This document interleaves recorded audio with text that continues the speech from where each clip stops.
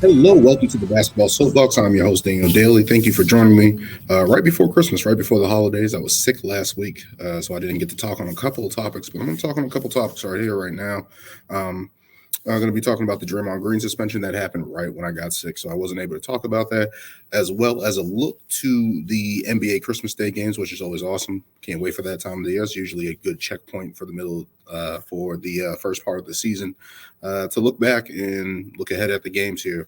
But first, I'm going to start talking about Ja Morant and his return to the NBA.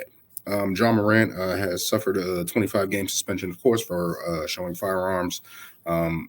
On IG Live, um, content detrimental to the league, suspending him 25 games. Adam Silver laid that out, and Ja Morant has been gone for 8 months. And he returned on Tuesday night against the New Orleans Pelicans, first game in 8 months. The Grizzlies season is basically down in the crapper at that point. 6-19. Marcus Smart is hurt. Steve Adams is out. Brandon Clark is out for the year. Jaren Jackson and Desmond Bane are left to carry this team of what's left and have just been struggling, especially on the offensive end, which has been a pretty difficult thing to navigate without your star point guard franchise player who gets around nearly 30 a game. So Ja Morant coming back to basically kind of save the day. And we're glad that he's back because after all those court proceedings that happened just a week prior, you're having lawyers tell him to pass the ball in court and demonstrate how to pass a ball. There was another I believe it was a prosecutor telling him to directly punch her in the face. And after seeing all that, I'm just like, yo, just get this guy back to basketball where he belongs and get him to play again, especially for Memphis Grizzlies, a small market team that desperately needs his star power and have been to the playoffs the past, 3 seasons, ever since the bubble season, have been able to get to the playoffs above 500 team. And right now, everything is not looking good for the Memphis Grizzlies. But there is a ray of hope here with Ja Morant coming back in that game on Tuesday. That team was down as much as 24 points against the New Orleans Pelicans, against Zion, Brandon Ingram, and CJ McCollum. And it looked like it was going to be a blowout. And I was about to turn off the game. But then I tried to give myself, especially in this day and age where threes are prevalent and comebacks happen all the time, I tried to give myself a little bit more way of the third quarter. And that's what I did. And the Memphis Grizzlies mounted a comeback led by Ja Morant, coming back in that game from 24 down. And you couldn't have written it any better. Him hitting a game winner at the end to get the 115-113 victory over the New Orleans Pelicans. And you couldn't have written it any better. Ja Morant getting 34 points there to end the game, 27 points in the second half. And it just reminded me of that Brandon Roy game. I believe it was 2011. I believe the Dallas Mavericks were up on the Blazers, and Brandon Roy came in and just came back and just had a crazy performance. He was coming back from injury, kind of saving that series a little bit for the Blazers. They still lost in 6, but him coming back and giving a little momentum and a little boost to the Portland Trail Blazers, who were desperately in need of him way back. Go check for that game. Brandon Roy, injury sucking part of the game of basketball, and Brandon Roy was one of those people that in basketball that was taken too soon from his career. But just having that type of aura to Ja Morant's return and performance on the first night back, missing 25 games, your team under 500, your team is not healthy against this New Orleans team that's been kind of tough on the season. To come in just fresh off like that and to give his team a ray of hope. You know what I mean? And that's really what all it is right now for the Memphis Grizzlies with Ja Morant, and him coming back. Secondly, he came back against the Indiana Pacers, him and Tyrese Halliburton. Tyrese Halliburton has been tearing up the league this year, especially with that in-season tournament run. They've been struggling after that, but that was a good game, a good test for them to come back in and to see Ja Morant go up against another young star in the league. And to do that, Ja Morant just comes in and scores 20 points. Maybe the adrenaline wore off for him in that game. But over the first 2 games for Ja Morant, he's averaging 27 points, 8 assists, 5.5 rebounds a game. And that's right around where his averages were last year. And just to think about Ja Morant's star power and the impact that he has on the Memphis Grizzlies, he changes their offense. They're dead last in the league in offense, and they're a top 10 defense. So the story of that has just been the Memphis Grizzlies struggling with Desmond Bane and Jaren Jackson carrying that offense, even though those guys are producing, the rest of the team really can't. That creator for them is not there. That guy that draws two isn't really there. And now Ja Morant's returning to that. Maybe the Memphis Grizzlies can find some type of hope here on the second, well, heading into the second half of the season. There's 55 games left. And to think, I was talking with some guys and they were like, I don't think they can make the playoffs. And I'm like, I would have believed that in past years, but because of the play-in tournament where teams usually just win 35 to 40 games, right around that edge there, they would have to go 27 and 28 the rest of the way. So that's just under 500. They're already up 2-0. So there's optimism there for Ja Morant and the Memphis Grizzlies for me, because I just think that he's that impactful. And for him to get, nearly 30 points a game, even if it's around 20 plus points a game on this point in the season, that's a big plus for the Memphis Grizzlies, who is still a top 10 defense, even without Steven Adams, without Brandon Clark. For Ja Morant to come back and give a shot in the arm to that offense is going to be something that's very, very, very, very, very good for the Memphis Grizzlies, I think. And I think I give them a shot, even in a tough Western Conference right now, where they're probably, dead last, just above the Spurs, I believe. I'm just pulling up their record here. Yes, they are third from the bottom there. They're only a couple games back. The Phoenix Suns are now 500. They lost tonight against the Kings here tonight, 120-105. But when you're looking at this Memphis Grizzlies team, who are they going to knock out? I give them a chance, at least to give themselves a chance, even in this tough Western Conference, which has been hampered by injuries. When you look at the Clippers, you look at the Pelicans, you look at the Mavericks, who are dealing with some injuries. The Lakers have also dealt with some injuries. The Phoenix Suns, of course, Bradley Beal, Devin Booker, and Kevin Durant haven't even played a game together. And when they did, Bradley Beal got hurt. So looking at this weird Western Conference, even with the Golden State Warriors, there's still a chance there where the Memphis Grizzlies can make a push and get to the play-in. At least 35, 40 wins. That's where I'm looking at. Hopefully go 27 and 28 on the rest of the season, looking at it from that standpoint. But I'm giving them a chance to get in there. And looking at what they've got to go up against in the Western Conference, it's been a tough road, navigating without Marcus Smart for, I believe he only played 11 games, so he's missed 16 games on the season for the Memphis Grizzlies. Hopefully he comes back soon, and this team can really start looking like themselves, even without Steven Adams and Brandon Clark, who there's no timetable on time to return at this point. But looking at what Ja Morant's bringing back to the Memphis Grizzlies, I'm giving them a chance. And the NBA needs Ja Morant, because that's a guy in a small market that's bringing more eyes to the game. And the way he carries himself, that team carries themselves, and you can see with the game winner, the picture that I have right there, that they're very happy to have him back. Very happy to have him back. But moving on here, let's talk about, of course, the Draymond Green suspension. This happened after a game during a game between the Golden State Warriors and the Phoenix Suns.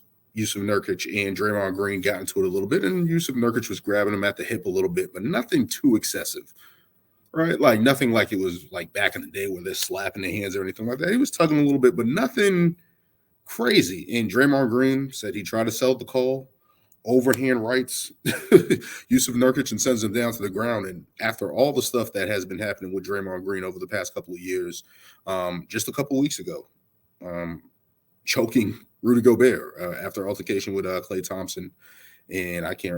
Was it Jaden McDaniels? I can't remember who it was between those two, but Rudy Gobert comes over, grabs Klay Thompson, trying to break it up. But in those situations, I was thinking about what Charles Barkley said. You want to stand there. You don't want to grab anybody because you might set somebody off. You also have, I believe it was Alvin Gentry and Grant Long, Chris Long, way back in the day, and he threw him down and separated his shoulder. All the stuff like that where bad stuff can just happen. And that's what happened. And Draymond Green went in there and gave Rudy Gobert the old Roddy Piper sleeper. And that was a whole big thing. And he got suspended for that, 5 games for that. And the latest thing, when he knocked down Yusuf Nurkic, the league said that was basically enough. I believe the Warriors said that was just enough. That Draymond Green was suspended indefinitely the next day. And to think about that, I can't even think of a suspension like that. That wasn't drug related, like OJ Mayo, Tyreek Evans, guys like that. that had those type of suspensions where it was like, we don't know when you're coming back. And now looking at this Draymond Green suspension, now, do I think Draymond Green is an unhinged individual? No. Do I think that Draymond Green is instigator? Yes, that's been his whole career in terms of mucking up the game, taking cheap shots here and there necessary. There's other guys in the league like that. But Draymond Green seems to be the one that does it excessively and gets caught. And that's the thing here. Do I think he's a threat to the game of basketball? No, I don't think it's to that nature where he can't be in the league or anything like that. I think he's a hothead and he gets a little emotional at times. And yes, he does get into these situations. But one too many, the league kind of has to halt everything and kind of get him under control a little bit here.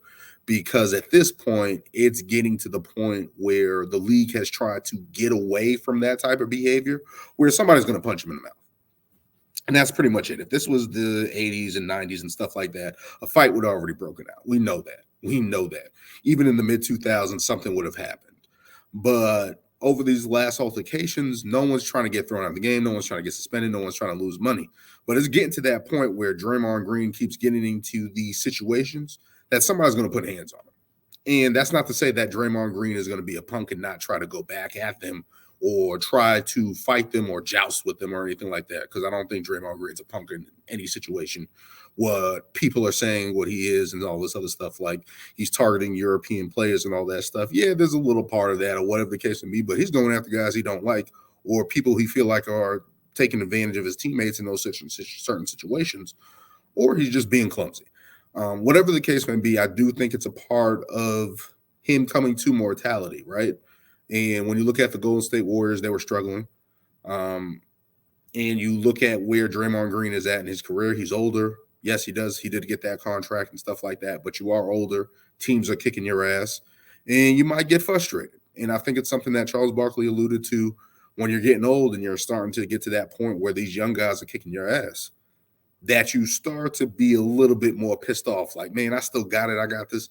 And at some point, just getting a little weary right now in his career where he's on the last doorstep of his career, right? Like, this is his last contract. This is probably going to be his last run if the Warriors can find a way to get back on track. And it's getting to a point where it's just not cost effective towards the Golden State Warriors anymore, where that type of play and that type of impact, probably his last run, it was in the NBA Finals against the Boston Celtics, which really sucked, and I felt like he should have been kicked out of a couple games for some of the stuff he did. I believe it was game 2 when he was basically playing football out there, and they let it happen. And that was the last-ditch effort. And now it has successfully helped the Warriors win 4 championships. I'm not one of these people that say Draymond Green can't play, he's not effective in the league and stuff like that, and he's a bum and all this stuff. He's actually averaging the highest points per game, I believe, since the 2017-2018 season at nearly 10 a game. So he's bringing back his scoring up. The passing is there. The rebounding is there. He's around his numbers overall. He's shooting the ball the best in his career. Maybe that's because of the lower amount of games he has played, but he is shooting the ball really well. So there's something there to Draymond Green wanting to stay around in the league, wanting to stay on the Warriors, wanting to be vital to the Warriors. But his actions, he has to be really careful as he's going through this suspension, because during this suspension, the Warriors were 9-13 under 500, looking like they were struggling. They have been 7-6 without Draymond Green. Think about that. 7-6 without Draymond Green. So that's 13 games he's missed on the season. They're currently 14-14 at 500. In the last 5 games, they're 4-1 without Draymond Green since the suspension. And now that's been over the Nets, the Blazers, and the Celtics, which was a gut-crushing win, and I'm not going to talk about, but it was a great win for the Golden State Warriors, and they beat the Wizards tonight. The only loss for them has been against the Clippers. Now, is this Warriors thing going to continue? I don't know. But looking at the play of the guys over the last 5 games, you look at Klay Thompson here. I have the numbers here. Klay Thompson has had a resurgence at 25 points per game. Klay Thompson looked like he was crap in the water last month. And then all of a sudden this month, especially these last 5 games, he's coming back to a different Klay Thompson where he's averaging 25 points. He's usually around 20 points a game. He's going to have a little hot streak here and there. but he's at 25 points per game and really stepping up in the absence of Draymond Green, and the Warriors desperately need him. Steph Curry's almost at 25 points per game, struggling shooting the ball, but he's actually getting a little bit of help, especially from Jonathan Kuminga, who's been playing really well and has been getting those Draymond Green minutes, a real large clump of those minutes, and Andrew Wiggins minutes, because Andrew Wiggins has also been playing poor a little bit as well. And I've been impressed with Jonathan Kuminga, especially in the Celtics game, especially him playing defense on Jason Tatum. Yes, Jason Tatum had a sprained his ankle in that game, but Jonathan Kuminga overall has been playing really well and has been providing a boost in effort and really scoring the ball efficiently, especially at 60%, I believe he is over the last 5 games. So he's really playing well, and something desperately that the Golden State Warriors desperately needed to tap in him with Moses Mooney and those guys, because I feel like they really needed a chance to get a way to play with some mistakes, get into those situations where they're going to be called upon and be held accountable. And you can't just bench them and try to go to your vets at that point. You're going to have to stick with them. And so far, Steve Kerr has been doing that. And Jonathan Kuminga and these young guys have been playing real. Brandon Pozinski has been shooting the ball really well and providing some energy plays for them. I believe he got hurt a couple nights ago, but he's been able to play. He's been playing real bright spot with him. Trice Jackson Davis has also been playing really well. Actually traded from the Washington Wizards and ended up on the in that trade with Jordan Poole, and has been nearly a double-double over the last 5 games, and he's been providing a boost for them, especially with Kevon Looney. They have not been playing Kevon Looney. I don't know if he's hurt or whatever the case may be, but his minutes have gone down, and Jackson Davis has been stepping in and playing in that role. So when you're looking at it from the standpoint of that when you're playing with that standpoint of the Golden State Warriors and you're getting these young guys now that are producing, looking at it, it's like, how does Draymond Green come back into that? How does Draymond Green, whatever suspension this is, whatever he has to complete, whatever checklist he has to complete in order to get back, what does that look for him coming back? How does he fit into this team? And that's going to be an adjustment, because Chris Paul's already being the secondary ball handler. You got Jonathan Kuminga playing really well. You got this guy, Jackson Davis, who came out of nowhere playing well for them. And that's what the Warriors need. They need their youth and energy to come back. So Draymond Green has to be really careful. I don't know what team would potentially trade for him. I know there'll be a couple teams out there that will take a shot at him and stuff like that. But if he's going to stay back and see how this Warriors thing comes back, whenever he comes back, people are saying it's going to be 20 games. If the Warriors can even be above 500 at that point in time when Draymond comes back, that's a big, significant thing in the Western Conference right now, where they're desperately needing wins. They're outside the playing tournament right now, the playing game right now. So to think about that, where we are in the start of the season, it's a long NBA season. As I said earlier in the other part of this episode, there's roughly 55 games left of the NBA season. 20 of those games, if they can stay above 500 and the Warriors are producing and those young guys are providing energy and giving Steph and Klay the support that they need, Draymond Green has to be really careful how he comes back and what role he plays for this team, and try to figure out a way how he can massage his way in there and play with effort. Maybe continue shooting the ball well, be another playmaker with the ball, be a type of Boris Diaw type player. How Boris Diaw was for the Spurs, with less kicking and choking and hitting and punching and belligerence on the court towards the refs. But if he can come back and play that type of role for the Warriors, where he can kind of really shoot the ball and improve his shooting and hit those spot-up threes, or just alleviate the pressure off the front line like that, that's the role Draymond can come back and play for, I'm thinking, in terms of what this team needs. Other than that, his usefulness on this team is going to be slim to none, because these other young guys are really stepping up right now and are less expensive and paying dividends so far for the Warriors in the last 5 games. So there's that. There's that for the Golden State Warriors. Don't forget to like, comment, and subscribe as always. Let's move on to Christmas Day. At first, we have the Knicks versus the Bucks. The Bucks are second in the Eastern Conference at 21-7, 8-2 over the last 10. Not really doing their thing on the defensive side of the ball. I believe they're 20th in the league on that side of the ball, but I believe they're second in the NBA scoring the basketball, and that's with Giannis leading the charge with Dame, and those guys are kind of feeling each other out and figuring it out so far over the course of these games. They're going to be going up against a tough matchup with the New York Knicks, who have kind of found their footing a little bit, kind of trying to find their way, led by Jalen Brunson, who has been leading the charge and has been playing really well so far for the New York Knicks on the season, as well as Julius Randle, who is not having tour dates anymore. Apparently has been playing a lot better and stepping it up. He has averaging 22.7 points per game, nearly 10 rebounds. So those guys have been leading the charge for the New York Knicks, with RJ Barrett following up behind them. And I know Becky Hammon, coach of the Las Vegas Aces, came on and said some, how should I say, unfavorable comments towards Jalen Brunson, basically saying he's not a 1A guy, he's not a franchise guy. And she said that it's very rare that you get those type of guys. There's Steph Curry, there's Steve Nash, I believe she said Isaiah Thomas. So there's very few guys of a track record that shows little guys of his stature leading a team and getting it done. And Kendrick Perkins got upset. Of course, New York faithful got upset. And I understand what they're saying, but I kind of agree with her. Not in terms of that those guys can't be impactful players for your team, but as a franchise guy, it just doesn't happen.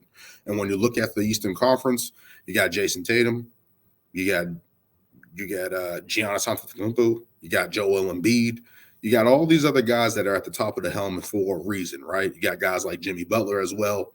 You got these other guys that are just a little bit tougher, a little bit more accounted for as franchise guys in the league. And when you look even on the Western Conference, you got the Joker. You got Steph Curry, who was mentioned as well. You got LeBron James historically, Luka Doncic. All these guys that are franchise-changing guys are usually bigger. You know what I mean? It's very rare that you get those guys that are small in stature and providing wins. And that's not a knock on Jalen Brunson.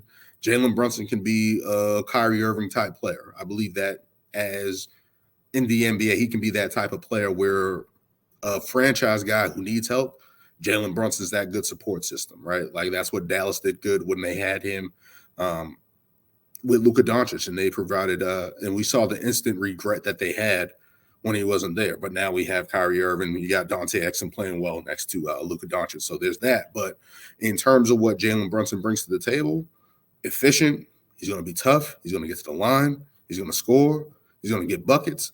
That's what you want for the New York Knicks. But as a franchise, they're going to need another guy to go with him. They're going to need a star to go with him. And him doing it by himself, and especially with Julius Randle, RJ Barrett, where those guys aren't really going to elevate their games to another level. Jalen Brunson at the head of the snake is good, but you're going to need somebody above him. That's all that is. That's not a knock on him. That's just what it is. And looking forward to that game because that's going to be a tough defensive matchup. You know, of course, Mitchell Robinson's out. I believe he's having ankle surgery.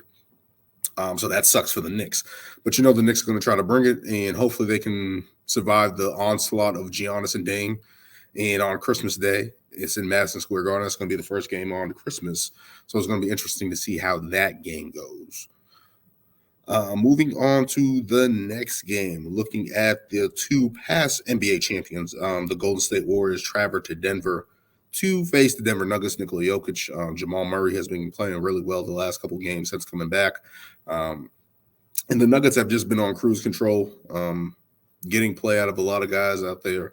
KCP, Christian Braun, Aaron Gordon has been pretty good. Reggie Jackson has had a resurgence out there. KCP, you're getting some guys out there that are playing really well. Of course, Nikola Jokic leading the charge there, one of the leading MVP candidates. I should say that because there's been impressive play about somebody I'm about to talk about in a little bit that has just been on a tear. Nikola Jokic nearly at 27 points per game, 12.4 rebounds, and nearly at 10 assists. He's just doing his thing and leading the charge for the Denver Nuggets. And Denver Nuggets have been coasting. Jamal Murray has missed like almost a month with an injury, but they're 20-10 on the season, playing really well. And former champions trying to keep pace in this surprisingly good Western Conference. The Oklahoma City Thunder are there. The Minnesota Timberwolves are there. Surprisingly, the Minnesota Timberwolves, who I'll talk about in a later episode. But the Denver Nuggets right now just leading the charge right now, being great at home, struggling on the road, but they're going to be all right. And looking at this Golden State Warriors team who has been trying to find some footing here. I just talked about them with the whole Draymond Green situation, but have so far been 5-1, 4-1 in over the last 5. So there's some hope around there poking for the Golden State Warriors. This old team trying to hang on, especially when you talk about the 2022 championship and how they had to fight for that and overcome all these young teams, the Boston Celtics, Memphis Grizzlies, teams of that nature, and then to finally win the championship. And of course, after last season, the Jordan Poole punch, setting that team back. And now you're just looking at the change of the guard here, right? The Denver Nuggets seem to be the new kings in the Western Conference. The Golden State Warriors are the old kings trying to hold on, trying to find a way to get back. And this is a good matchup between two stars, Nikola Jokic and Steph Curry. And, of course, we can't wait to see that game and how that turns out. Moving on to the greatest rivalry in the NBA, the Boston Celtics versus the Los Angeles Lakers. It writes itself, green versus yellow. It writes itself, Magic and Bird, Kareem and Parrish, McHale and Kurt Rambis, who we clotheslined in the 1984 NBA Finals, all that stuff. This is history right here. Of course, Jason Tatum and LeBron James leading the charge for their respective teams. Hopefully they're good to go. LeBron James has been out with rest. Jason Tatum has that sprained ankle. We're going to see if he's good to go against the Clippers on the 23rd. I'm filming this pretty early on the 23rd. So looking at this matchup here, history, the past couple years have been thought of being chance of an NBA Finals. Just two teams that are just in different directions, right? The Los Angeles Lakers are 4-6, have been struggling, losing to the Spurs, losing to the Bulls. Who did they lose to the other night? I can't remember. Let's see. Losing to the Timberwolves. Tough game against the Timberwolves there. They got the Thunder tonight on the 23rd. And looking versus the Boston Celtics, who are 8-2, defeated the Cleveland Cavaliers back-to-back, the Orlando Magic back-to-back. Lost to the Golden State Warriors the other night in the heartbreaker, which was a tough game because it's like we just have demons in that building. Hopefully we don't have to see the Warriors ever again.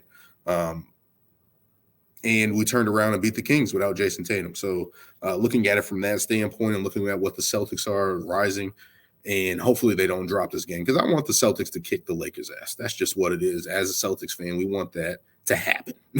I've been wanting the Celtics to go went out on this road, this last homestand, this last road trip.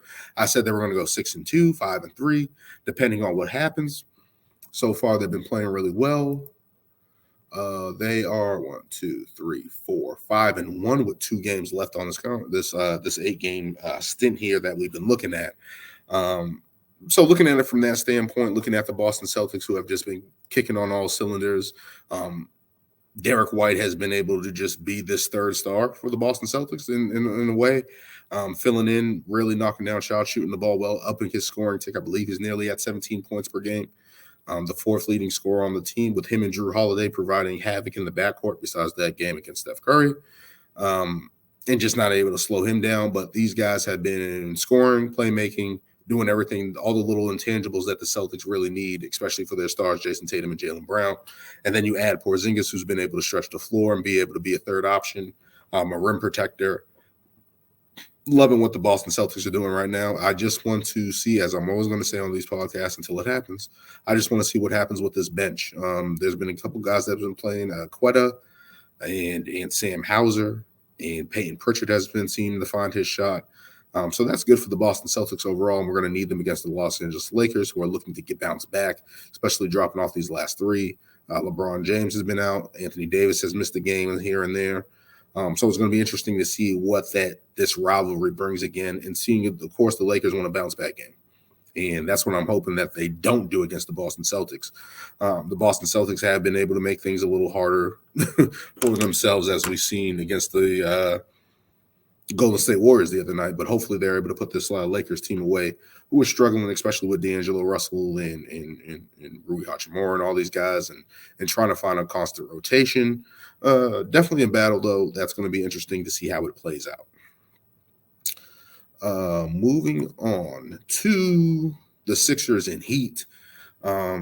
two teams in the Eastern Conference who are finding their footing. The Miami Heat have been coming along, especially led by Tyler Hero, who's scoring the basketball right now. I believe he's at 24 points per game. Of course, you got the excellence of Jimmy Butler and Bam Adebayo. Those guys are just going to bring it on a nightly basis. But looking at a surprise pick, the Miami Heat have just resurrected Duncan Robinson, who fell off from the bubble and got that big contract, and everybody was saying that was a deadpan money and waste of money. He's nearly at 15 points per game and shooting the ball better than he has over the past couple of seasons. You got Jamie Jaquez, I can't say his name, Jaquez Jr., who just they drafted, and it was just, hey, this is going to be a guy that's going to play, nearly 30 minutes a night for us and play really well. And just be all the intangibles, all the things that you think of the Heat, that you got with Caleb Martin, that you got with Max Strus, who's in Cleveland now. All these little intangibles things. They resurrected Josh Richardson. The Heat culture exists. In Miami, who I thought that was in trouble, that didn't do anything over the offseason, didn't get Damian Lillard, didn't really have any free agent signings, just found a way to just stay consistent and stay good and continue their role. I believe they're 6th in the Eastern Conference, but they're 17-12 on the season. Now, looking at the Philadelphia 76ers, Jimmy Butler, who played for them, who I think should have been still in Philadelphia, getting left there for Tobias Harris and Al Horford. Tobias Harris is still there. Al Horford obviously routed to the Thunder, routed back to the Celtics, and has been playing really well for us in old age. El Presidente, I call him. But looking at the Philadelphia 76ers in that James Harden fiasco and how they have righted the ship, right? And Nick Nurse came in here and said, hey, we're going to change our offense a little bit. A lot more handoffs, less dribbling, less pounding the rock. And there's going to be more ball movement. There's going to be more player actions. There's going to be more players involved in the offense. And they have gotten that. And led by Joel Embiid, who has just been on a tear out this season, averaging 35 points per game, nearly 12 rebounds a game, and nearly 2 blocks a game. So looking at what Joel Embiid is bringing to the table on a nightly basis for this team and basically saving this team, who is 20-8 right now, and third in the Eastern Conference, just looking at what Joel Embiid is doing on the season for this team that was supposed to be dead after the James Harden trade, and everyone thinking, hey, this is not going to work, whatever the case may be. Tyrese Maxey, no James Harden, all this other stuff. Tyrese Maxey couldn't wait for James Harden to leave because he was rubbing his hands together like Birdman. And so far, he's been fantastic, 26 points per game on the season, nearly 7 assists. Now, Tyrese Maxey, we thought as a heat check guy, he can go get some buckets and stuff like that, but I didn't think he was going to be a playmaker. And for him to be in this offense, him and Joel Embiid getting all these assists, Joel Embiid's nearly at 6 assists a game. Looking at what Joel Embiid and these two guys are doing in this two-man game with this offense, with Tobias Harris as the third leading scorer, and Kelly Oubre Jr. has been a nice addition for them. Kudos to Nick Nurse. Kudos to Joel Embiid. Kudos to Tyrese Maxey for just leading the charge and saying, we're not going to fall off. We might not be the favorite in the Eastern Conference, but goddamn it, we're going to put it together, and we're going to put it together well, and we're going to make sure that we're at least talked about, and we're not going to be forgotten. And kudos to those guys. I don't know what's going to happen in the playoffs, but right now that team is looking good, and kudos to them. Those guys playing really well, putting it together on the season, have been on a tear. I believe they just had against Toronto 3 teammates score 30 points in the game. Joel Embiid, Tyrese Maxey, Tobias Harris all scored 30 against the Toronto Raptors. So that just shows you where that offense is, where their confidence is. And heading down to the South Beach, I give them a chance. They're going to be good. Moving on to the Dallas Mavericks. Excuse me, back. Moving on to the Dallas Mavericks and the Phoenix Suns. The Phoenix Suns have been in a tailspin, have been without Kevin Durant a little bit on the season, Devin Booker a little bit on the season. Bradley Beal looks like he has not played all season. I believe he's only played like 2 games or something like that with a back injury, and then he recently came back and then sprained his ankle. Really tough. They lost to the Kings tonight, 120-105. And just trying to find some type of consistency. Devin Booker and Kevin Durant have been leading their way with the offense, but the defense just isn't there for this team.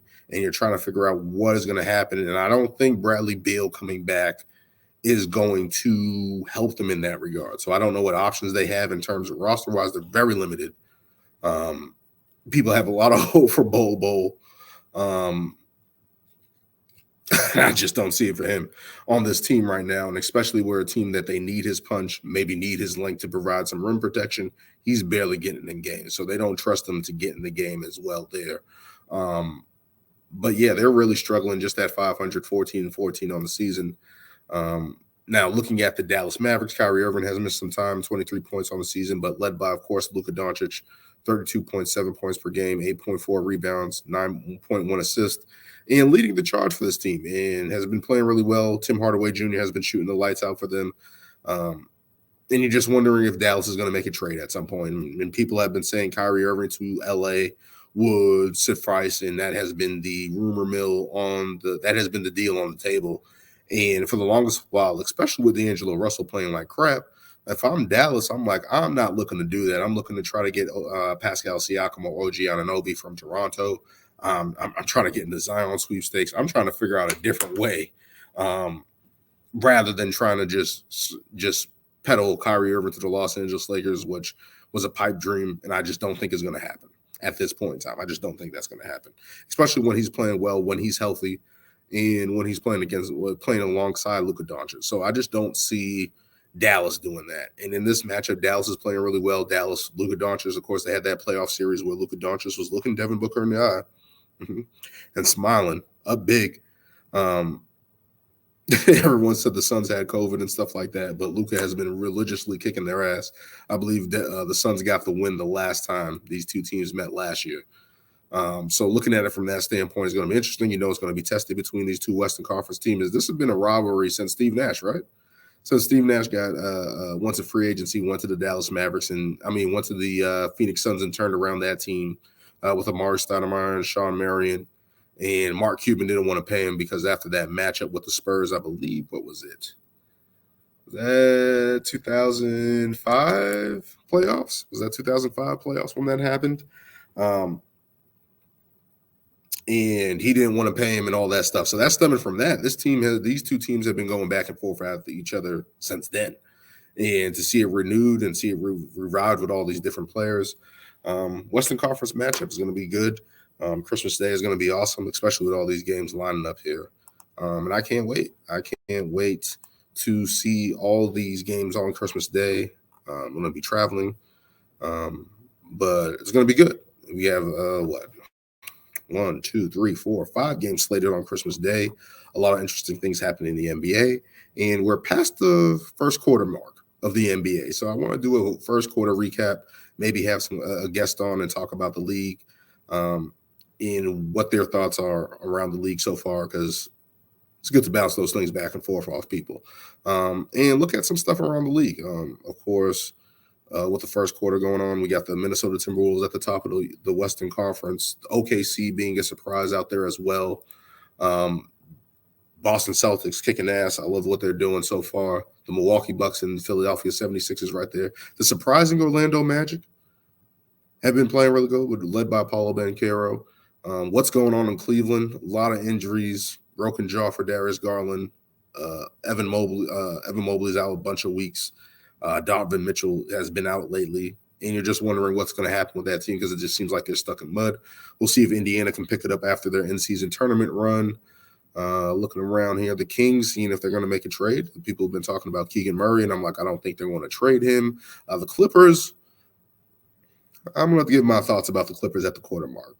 Hopefully when I do my quarter mark episode. Yeah, they've been playing well, but I'm not going to say a fool's gold, but the schedule's been favorable to them to build some consistency. The Pelicans are surprisingly 17-12. And that's with inconsistent play from Zion Williamson. So that's interesting. Houston Rockets, Ime Udoka. Looking at it from that standpoint and what they've been doing with that young team, they've been playing tough. Kudos to them. Can the Lakers pick it up? Can the Lakers pick it up in the Western Conference? So I'm going to touch on some stuff during the quarter mark episode and go over that. I don't know if that's going to be next week or potentially next year during the new year. So we'll see with that. But keep supporting the channel. Don't forget to like, comment, and subscribe. As always, continue to show support for Ring Takes, my wrestling podcast with Brian and Lewis. Been getting a lot of feedback on that. Continue to do that. Continue to like, comment, and subscribe. Loving what I'm seeing. Thank you guys so much. If I don't see you for the rest of this year, I'll be checking in next year with a brand new episode. But thank you for joining me as always. And until next time.